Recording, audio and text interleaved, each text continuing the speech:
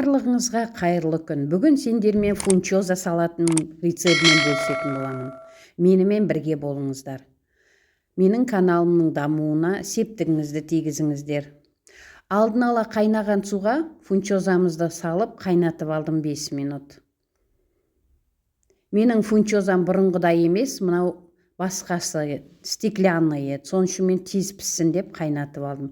Алдын ала сәбізімізді өтіріп қойдым, чесногымызды турап, оның үстіне чимчимнің переправасын құйып, былғап алдым. Осы переправаны салсаңыз, қыздар, жұп-жұмсақ болып сәбізіңіз қалыпқа келіп қалады.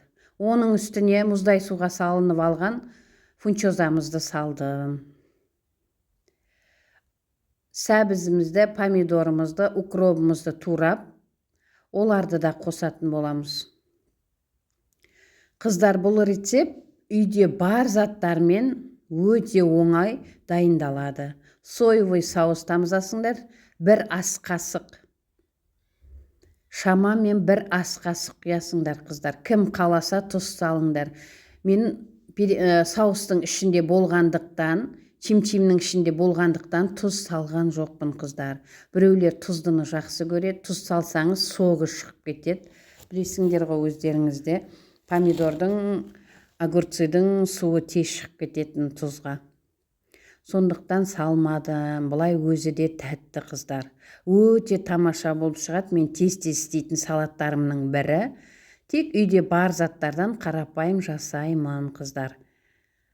Міне осылай әдемі салат болып шығады, қыздар. Жақсылап, бірақ араластырыңдар осылай. Міне өте тамаша салып көрсететін болам сендерге. Бір жасағаннан ақ ойланбай ақ шығады, қыздар. Жасап білмейтін адамдардікі да осылай шыға келеді. Себебі бұл қарапайым үйдегі бар заттардан жасалынып тұрған салат. Қыздар, астарың дәмді болсын, маған тіркеліп, лайк басып кетіңдер. Менімен бірге болыңдар. Рахмет.